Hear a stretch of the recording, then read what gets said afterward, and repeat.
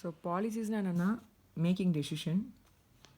இங்கே state and central government தான் policy பண்ணுறாங்க, ப்ராப்ளம் ஐடென்டிஃபை பண்ணுறாங்க, ஸ்டேஜ் பை ஸ்டேஜ் இம்ப்ளிமெண்டேஷன் பார்த்துட்டு அனலைஸ் பண்ணி இவாலுவேஷன் பண்ணுறாங்க.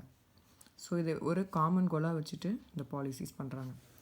இந்த நேஷ்னல் பாலிசி ஆன் எஜுகேஷனில் 1968 வந்திருக்கு, 86 வந்திருக்கு, 1992 வந்திருக்கு, 2016, அப்புறமா ஃபைனலாக இப்போ 2020 நியூ எஜுகேஷன் பாலிசி போட்டிருக்காங்க.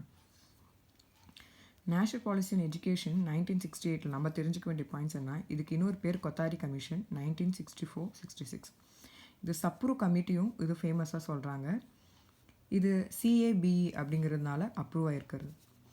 இதில் என்னெல்லாம் இருக்குது இம்பார்ட்டன்ட் பாயிண்ட்ஸ் அப்படின்னு பார்த்தீங்கன்னா, ஆல் லெவல்ஸ் ஆஃப் எஜுகேஷன் ஸ்டாண்டர்ட்ஸை இன்க்ரீஸ் பண்ண சொல்லியிருக்காங்க. ப்ராப்பர் பிளானிங் ஃபண்ட்ஸ் வந்து கரெக்டாக இருக்கணும்னு சொல்கிறாங்க, அடிக்குவேட்டாக வேணும்னு சொல்கிறாங்க.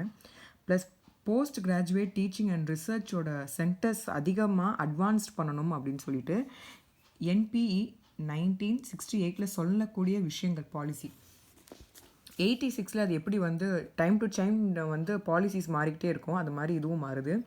ஸோ இது வந்து இதில் மொத்தமாக 12 பார்ட்ஸாக இருக்குது. இதோடைய முக்கியமான அம்சமே என்ன பார்த்தீங்கன்னா, இது யார் வந்து ரிவ்யூ ரெடி பண்ணாங்க அப்படின்னா ராமமூர்த்தி கமிட்டி தான் அவங்க பண்ணியிருந்தாங்க. இதில் எப்படி எஜுகேஷன் ஸ்ட்ரக்சர் எப்படின்னா 10+2+3 மாதிரி வச்சுருந்தாங்க. இதில் வந்து அடல்ட் எஜுகேஷனுக்காக என்ன மாதிரி டைப்ஸ் ஆஃப் எஜுகேஷன் இருந்திருந்தது இதோடைய பாலிசியில் அப்படின்னா, வொகேஷ்னல் எஜுகேஷன், அப்புறம் பார்த்தீங்கன்னா autonomous college, open university, rural university systems, அப்புறம் டெக்னிக்கல் அண்ட் மேனேஜ்மெண்ட் எஜுகேஷன் மாதிரி இருக்கணும்னு சொல்லிட்டு இந்த பாலிசியில் சொல்லியிருந்தாங்க. அடுத்து இம்பார்ட்டண்டான விஷயம் பார்த்தீங்க அப்படின்னா, அது சேஞ்ச் ஆகி நேஷ்னல் எஜுகேஷன் பாலிசி 1992 வருது. ஸோ PV நரசிம்ம ராவ் இதை வந்து ரெடி பண்ணுறாரு. அண்ட் வந்து காமன் மினிமம் ப்ரோக்ராமி அப்படி சொல்லி இதை ரெக்கக்னைஸ் பண்ணுறாங்க. இது 2005 அடாப்ட் பண்ணுறாங்களும் கூட. ஸோ இந்த UPA government under prime minister மன்மோகன் சிங் பீரியடில் இது வந்த ஒரு பாலிசி இது. அண்ட் இதோடைய ஃபீச்சர்ஸ் பார்த்தீங்க அப்படின்னா, all India base common entrance examination வந்து இருக்கணும் ஃபார் அட்மிஷன். அதாவது ப்ரொஃபஷனல் அண்ட் டெக்னிக்கல் ப்ரோக்ராம்ஸ் இந்தியாவில் எது நடந்தாலுமே என்ட்ரன்ஸ் எக்ஸாம் வச்சு பாஸ் பண்ணி வரணும்னு சொல்கிறாங்க இந்த பாலிசியில். அண்டு JEE, AIEEE இந்த மாதிரி நேஷ்னல் லெவல் எக்ஸாமும், ஸ்டேட் லெவல் இன்ஜினியரிங் என்ட்ரன்ஸ் எக்ஸாமினேஷனுக்கு SLEEE EEE வந்து அவங்க பரிந்துரைக்கிறாங்க, எக்ஸாம்ஸ் எழுதி பாஸ் பண்ணணும்னு சொல்கிறாங்க.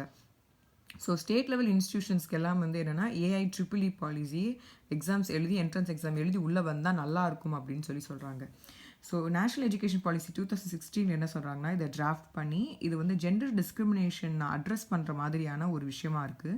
ஸோ சயின்ஸ், மேத்தமேட்டிக்ஸ், இங்கிலீஷ் இதெல்லாம் வந்து கரிக்குலத்தில் காமனாக இருக்கணும்னு சொல்கிறாங்க. அண்ட் பார்த்தீங்கன்னா எஜுகேஷன் ஸ்டூடெண்ட்ஸ் இன்ஜினியரிங்கில் படிச்சிருக்கவங்க எல்லாருக்கும் தெரியும், இங்கிலீஷ் வந்து கண்டிப்பாக படிச்சிருப்போம், மேக்ஸ் கண்டிப்பாக படிச்சிருப்போம், அதே மாதிரி சயின்ஸ் ஒரு சப்ஜெக்ட்டும் படிச்சிருப்போம். ஏன்னா அது வந்து எல்லாத்துக்கும் அது ஒரு வேணும் அப்படிங்கன்னு சொல்லி தெரிஞ்சிருக்கும். ஸோ 2016 அந்த மாதிரிலாம் தெரிஞ்சிருக்கும். ஸோ ஜெண்டர் டிஸ்கிரிமினேஷன் ஃபோக்கஸ் பண்ணியிருக்காங்க. ப்ளஸ் எஜுகேஷனல் ட்ரிபியூனல்ஸ் வந்து க்ரியேட் பண்ணியிருந்திருக்காங்க. அண்ட் இதோடைய முக்கியமான ஃபீச்சர்ஸ் சொல்லி பார்த்தீங்கன்னா வந்து சான்ஸ்கிரிட்ங்கிற விஷயத்தை வந்து லைக் இம்பார்ட்டன்ஸ் கொடுக்குற மாதிரியும் டீச்சிங் கொடுக்குறதுக்காகவும் லிபரல் ஸ்கேல் அண்ட் ஆஃபர் பண்ணுறதுக்காகவும் சொல்லியிருக்காங்க. அண்ட் நேஷ்னல் லெவலில் பார்த்தீங்கன்னா டீச்சர் எஜுகேஷன் ஃபேக்கல்ட்டி டெவலப்மெண்ட் அதிகப்படுத்தணும்னு இந்த பாலிசியில் சொல்லியிருக்காங்க. அண்ட் அகெயின் வந்து national higher education fellowship programme வந்து கொண்டு வரதுக்காகவும் சொல்லியிருக்காங்க. And all university institution ODL MOOCs இந்த மாதிரி விஷயங்கள்லாம் வந்து கோர்சஸ் அண்ட் ப்ரோக்ராம்ஸை வந்து ரீஷேப் பண்ணி குவாலிட்டி அண்ட் இன்னோவேஷனை மாடர்னைஸ் பண்ணணும் அப்படின்னு சொல்லியிருந்திருக்காங்க. அண்ட் என்னென்னா பார்த்தீங்க அப்படின்னா, இன்னோவேஷன், க்ரியேட்டிவிட்டி, ஆண்டர்ப்ரனர்ஷிப் எல்லாம் வந்து 100 more இன்குபேஷன் சென்டர்ஸை எஸ்டாப்ளிஷ் பண்ணணும். அதாவது HEI மூலியமாக, அதாவது 5 years பீரியட்குள்ளே பண்ணணும் அப்படின்னு சொல்லியிருக்காங்க இந்த 2016 பாலிசியில். இப்போ 2020 என்ன சஜஷன் பண்ணியிருக்காங்க அப்படின்னா, 26 August 2020 லைக் சென்ட்ரல் கவர்மெண்ட் வந்து இது பண்ணியிருக்காங்க, ஓகே பண்ணியிருக்காங்க. ஆஃப்டர் த ரிப்போர்ட் ஓகே யார்கிட்ட சொன்னதுக்கப்புறமா இஸ்ரோ சயின்டிஸ்ட் டாக்டர் K. கஸ்தூரி ரங்கன் வந்து ஓகே சொன்னதுக்கப்புறமா இது ஓகேன்னு சொல்லி கவர்மெண்ட்டும் சொல்லியிருக்கு. இந்த பாலிசி என்னன்னு சொல்கிறாங்க அப்படின்னா தேர்ட் எஜுகேஷன் பாலிசின்னு சொல்கிறாங்க. அண்ட் இது எதை வந்து நெக்லெக்ட் பண்ணியிருக்கு பார்த்தீங்கன்னா, 1986 பார்த்தோம் இல்லையா, இந்த விஷயத்தை வந்து சேஞ்ச் பண்ணியிருக்கு. இந்த சிஸ்டம் பாருங்கள், 10+2+3 இருக்குல்ல, அது இங்கே வந்து 5+3+5+3+3+4 இந்த கேட்டகரியில் டிசைன் கொண்டு வந்திருப்பாங்க. இது வந்து என்ன பார்த்தீங்கன்னா த ஏஜ் குரூப் பேஸ் பண்ணி ஸ்டேஜ் பை ஸ்டேஜாக டிஃப்ரென்ஸ் பண்ணியிருப்பாங்க எஜுகேஷன் சிஸ்டமை. 3 to 8 இயர்ஸ் இருக்காங்க பார்த்தீங்கன்னா அவங்கள ஃபவுண்டேஷன் ஸ்டேஜ்னும், 8லேருந்து 11 வயசு இருக்கவங்களும் ப்ரிப்பரேட்ரி ஸ்டேஜ்லேயும், 11 to 14 வந்து மிடில் ஸ்டேஜ்லேயும், 14 to 18 இயர்ஸ் குழந்தைங்களை வந்து செகண்டரி ஸ்டேஜ்லையும் கொண்டு வந்து இந்த ப்ரீ ஸ்கூலே வந்து இந்த ஸ்கூல் எஜுகேஷனில் கொண்டு வர மாதிரியும் சொல்லியிருப்பாங்க இந்த பாலிசியில். And ministry of human resource development இவ்வளோ நேரம் பார்த்தது எல்லாத்தையும் ரீநேம் பண்ணி மினிஸ்ட்ரி ஆஃப் எஜுகேஷன் சொல்லிட்டு வந்து இந்த 2020 பாலிசியில் ரீநேம் பண்ணியிருக்காங்க. அண்ட் முக்கியமான அம்சங்கள்னு சொல்லி பார்க்கணும் அப்படின்னா இதில் வந்து போர்டு எக்ஸாம்ஸை ஈஸியர் ஆக்கிறதுக்காகவும் and experiential learning and critical திங்கிங்கை என்ஹான்ஸ் பண்ணுறதுக்காகவும் அண்ட் கிளாஸ் 5 வரைக்கும் குழந்தைங்க வந்து மதர் டங்க்லேயே படிக்கிற மாதிரியும் அட்வைஸ் கொடுத்துருக்காங்க. இப்போ இதில் பார்த்தீங்கன்னா ரிஃபார்ம்ஸ் வந்து 2 விதமான ரிஃபார்ம்ஸ் பார்ப்போம். ஒன்று வந்து ஹையர் எஜுகேஷனில் என்னென்ன ரிஃபார்ம்ஸ் 7 ரிஃபார்ம்ஸ் பார்ப்போம். அதே மாதிரி டீச்சர்ஸ் ட்ரைனிங் டீச்சர்ஸ் இருக்காங்க, அவங்களுக்கான ரிஃபார்ம்ஸ் வந்து சஜஷன் கொடுத்துருக்காங்க. அதையும் 4 நம்ம கவர் பண்ணிடலாம். ஸோ இப்போ ரிஃபார்ம்ஸ் இப்போ எதை பார்த்தோன்னா ஹையர் எஜுகேஷன் பற்றி பார்க்கணும்னா யூஜிசி ஏஐசிடிஇ இதை வந்து higher education commission of India HECI அப்படிங்கிற விஷயம் ரீப்ளேஸ் பண்ணுது. ஸோ யூஜிசி அண்ட் ஏஐசிடிஇயை வந்து ரீப்ளேஸ் பண்ணுறது என்னென்னா HECI இப்போ ரீப்ளேஸ் பண்ண போகுது. அண்ட் வந்து ஃபாரின் இன்ஸ்டிடியூஷன்ஸை வந்து ஓப்பன் வந்து அலோவ் பண்ண போகிறாங்க எல்லா கேம்பஸ்லையும், அது விஷயம் சஜஷன் சொல்லியிருக்காங்க. And reintroduction of 4 year multi disciplinary bachelors programme முன்னாடி இருந்ததை ரீஇன்ட்ரடியூஸ் பண்ணி ப்ளஸ் எப்போனாலும் அதுலேருந்து வெளியே வந்துடுற மாதிரி எக்ஸிட் ஆப்ஷன் கொடுத்துருக்காங்க.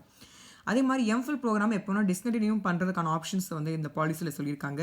அண்ட் அகெயின் நேஷ்னல் ரிசர்ச் ஃபவுண்டேஷனை வந்து என்ஹான்ஸ் பண்ணுற விதமாகவும் and flexibility of the institutions வந்து ஃபார் த மாஸ்டர் ப்ரோக்ராம்ஸ் பற்றியுமே சொல்லியிருக்காங்க, டிஃப்ரெண்ட் ஆஃபர்ஸ் பற்றி பண்ண சொல்லியிருக்காங்க. அண்ட் மல்டி டிசிப்ளினரி பேஸ் பண்ணி இருக்கக்கூடிய ஆல் இன்ஸ்டிடியூஷன்ஸ் அண்ட் யூனிவர்சிட்டிஸோட வந்து காலேஜஸ் பற்றிலாம் என்ன சொல்லியிருக்காங்கன்னா 2040 வந்து இதெல்லாம் சேஞ்ச் கொண்டு வரணுங்கிற மாதிரி facing out all the institution சொல்லியிருக்காங்க. அண்ட் இப்போ நம்ம ரிஃபார்ம்ஸ் பற்றி எதை பார்த்தோம்னா டீச்சர் ட்ரைனிங்கில் இந்த நியூ பாலிசி ஆஃப் எஜுகேஷன் 2020 என்ன சொல்லியிருக்காங்க பார்க்க போகிறோம். ஸோ மெரிட் பேஸ்டு ஸ்காலர்ஷிப் வந்து கொடுக்கணும்னு சொல்லியிருக்காங்க, நிறைய பேர் கொடுக்கணும்னு சொல்லியிருக்காங்க. அண்ட் அக்ராஸ் த கண்ட்ரி பார்த்தீங்கன்னா குவாலிட்டி 4 இயர் இன்டெகிரேட்டட் பிஎட் கோர்சஸை வந்து சஜஷன் கொடுத்துருக்காங்க. அண்ட் டெட் எக்ஸாம் வைக்கணும்னு சொல்லியிருக்காங்க, லைக் ஆல் ஸ்டேஜஸ். ஏன்னா ஆல் 4 ஸ்டேஜஸாக நம்ம வந்து இதில் பார்த்துருக்கல 5+3+3+4 டிசைன் சொன்னோம்ல, அது தகுந்த மாதிரி ரெக்ரூட்மெண்ட்டும் இருக்கணும், டெட்டும் நடக்கணும் அப்படின்னு சொல்கிறாங்க. So foundational preparatory middle and secondary school எஜுகேஷனாக கொண்டு வர போகிறாங்க. அண்ட் அனதர் பார்த்தீங்கன்னா செல்ஃப் இம்ப்ரூவ்மெண்ட்டாகவும் அண்ட் லேட்டஸ்ட் இன்னோவேஷன் அட்வான்சஸ்லாம் வந்து அதாவது கண்டினியூஸ் ப்ரொஃபஷனல் டெவலப்மெண்ட் CPDயில் கொண்டு வரணும் அப்படின்னு சொல்லி டீச்சர்ஸ்க்கு ஆப்பர்ச்சுனிட்டி கொடுக்கணும்னு சொல்லியிருக்காங்க for self improvement. And moving on with that NPST அதாவது நேஷ்னல் ப்ரொஃபஷனல் ஸ்டாண்டர்ட்ஸ் ஃபார் டீச்சர்ஸை வந்து 2022 டெவலப் பண்ணும். அண்ட் இதுக்காக கன்சல்டேஷன் யார்கிட்ட வந்து ஸ்டேட் ஹோல்டர்ஸ் அவங்கவுங்க பண்ணினாங்கன்னா இந்த இந்த ரிஃபார்ம்ஸ் எல்லாம் வந்து இந்த பாலிசியில் அவங்க சொல்லியிருக்காங்க. And new national assessment centre PARAKH அதாவது performance assessment review analysis of knowledge for holistic development இதை வந்து ஸ்டாண்டர்டாக ஒரு பாடியாக கொண்டு வரணும்னு சொல்லியிருக்காங்க. அண்ட் ஆனது வந்து 2040 கவர்மெண்ட் என்ன டிசைட் பண்ணியிருக்காங்கன்னா எல்லா ரிஃபார்ம்ஸுமே வந்து கிராஜுவல் மேனரில் கொண்டு வரணும்னு சொல்லியிருக்காங்க. ஸோ 2040 நம்ம இந்த மாதிரி ஒரு விஷயம் தான் இருக்கும். அண்ட் 6% ஆஃப் GDPயை வந்து ரைஸ் பண்ணுறதுக்காகவும் அதை பற்றி சொல்லியிருக்காங்க. So expenditure in education will be raised to 6% GDP to upscale the quality and the rising demands from the education செக்டார்னு சொல்லியிருக்காங்க. இதுதான் முக்கியமாக தெரிஞ்சக்கூடிய பாலிசிஸ். அண்ட் கவர்னன்ஸ் அண்ட் அட்மினிஸ்ட்ரேஷனில் பார்த்துடலாம், ஒன்றும் இல்லை, சிம்பிள் தான். இது வந்து கான்ஸ்டியூஷன் அப்படிங்கிற ஒரு வார்த்தை இருக்கு, அது லாட்டின்லேருந்து வந்த வார்த்தை, அது பேர் கான்ஸ்டியூரி. அப்படின்னா என்ன, டு எஸ்டாப்ளிஷ்னு அர்த்தம். It is to the body of fundamental principles according to the state and organisation ஃபங்க்ஷன்ஸ்னு சொல்லியிருக்காங்க. இது வந்து கான்ஸ்டியூஷன் ஆஃப் இந்தியா நிறைய பேர் கேள்விப்பட்டிருப்போம்ல. இந்த கான்ஸ்டியூஷன்ங்கிறதே ஒரு லாட்டின் டேர்ம், அதோடைய பேர் என்ன கான்ஸ்டியூரி, அதோடைய அர்த்தம் என்ன டு எஸ்டாப்ளிஷ், ஒரு விஷயத்தை கொண்டு வருது, அதுதான் டு எஸ்டாப்ளிஷ்னு அர்த்தம். ஸோ இந்தியாவே எஸ்டாப்ளிஷ் பண்ணுறோம் அப்படிங்கிற மாதிரி தான் ஒரு அர்த்தம் தான் இது. ஸோ இதில் பார்த்தீங்கன்னா இந்தியன் கான்ஸ்டியூஷனை வந்து 2 வருஷம் 11 மாதம் 18 நாள் வரைக்கும் தயார் பண்ண ஒரு டிராஃப்டாக பண்ண ஒரு கான்ஸ்டியூஷன் அது. இந்த டிராஃப்ட் வந்து 26th நவம்பர் 1949 கம்ப்ளீட் பண்ணாங்க. அது 26th ஜனவரி 1950 அமலுக்கு வந்துச்சு. அண்ட் இதில் வந்து ப்ரியாம்பிளோட சாவரேஜன் சோஷியலிஸ்ட் செக்யுலர் டெமோக்ராட்டிக் ரிப்பப்ளிக் பற்றி பேசியிருக்காங்க. 465 ஆர்டிகல்ஸ் இருக்குது, 25 பார்ட்ஸாக பிரிச்சிருக்காங்க அண்ட் 12 ஷெடியூல்ஸ் இருக்குது. இது இருக்கிறதுலே உலகத்திலே ரொம்ப பெரிய கான்ஸ்டியூஷன், ரிட்டன் கான்ஸ்டியூஷன் வந்து நம்ம கான்ஸ்டியூஷன் ஆஃப் இந்தியா தான். அண்ட் இதில் நம்ம முக்கியமாக தெரிஞ்சுக்க வேண்டிய விஷயம் என்னென்னா, இந்த கவர்னன்ஸ் அண்ட் அட்மினிஸ்ட்ரேஷனில் கவர்னன்ஸ்ன்னு சொல்கிறது என்னென்னா ஒரு ப்ராசஸ் ஆஃப் கவர்னிங், எப்படி வந்து கவர்னன்ஸ் பண்ணுங்கிறதுக்கான ப்ராசஸ் சொல்கிறது தான் வந்து கவர்னன்ஸ்னு சொல்லியிருக்காங்க. அண்ட் இதை எதை பற்றி சொல்லுது, கவர்னன்ஸ் எதை பற்றினா public management and issues relate பண்ணியிருக்கக்கூடிய விஷயங்களை வந்து அவங்க எடுத்து வைக்கிறாங்க. ஸோ இப்போது ஃபார்மேஷன் ஆஃப் இந்தியன் கான்ஸ்டியூஷன் எப்படி வந்துச்சுன்னு சொல்கிறேன். ஸோ கான்ஸ்டியூண்ட் அசம்பிளி யார் ப்ரப்போஸ் பண்ணாங்க, MN ராய் 1934 சொல்கிறாரு. ஸோ 1946 என்ன ஆகுது அப்படின்னா ஃபஸ்ட்டு கான்ஸ்டியூன்ஸ் அசம்பிளி வந்து கொண்டு வராங்க பை யார் under cabinet mission. So November 1946 அப்போது ஃபஸ்ட்டு கான்ஸ்டியூன்ட் அசம்பிளி வருது. அண்ட் ஃபஸ்ட்டு மீட்டிங், இந்த அசம்பிளிக்காக ஃபஸ்ட் மீட்டிங் எப்போ பண்ணுறாங்கன்னா 9th December 1946.